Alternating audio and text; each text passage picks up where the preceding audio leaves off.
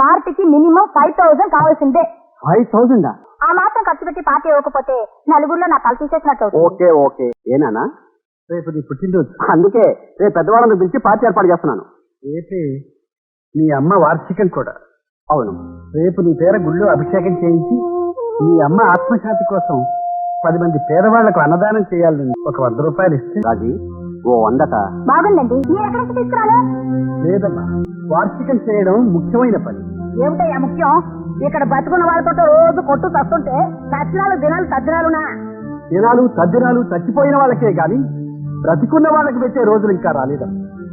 అయినా ఇది ఎవరికిచ్చే దానమో కాదు, దయాభిక్ష కాదు. కొడుకుగా ఇది వాడి కర్తవ్యం. సరేనా? ఈ మాత్రం దానికి ఎందుకు ఇంత గొడవ చేస్తావు? ఇదిగో 5 రూపాయలు తీసుకెళ్ళి. 5 రూపాయలతో ఏం చేయండిరా? 1 రూపాయి అభిషేకానికి, 2 రూపాయలు దానానికి పోయినా ఇంకా 2 రూపాయలు మిగులుతాయి. ఖర్చు పెట్టకపోతే మొత్తం 5 మిగులుతాయమ్మా. సరే.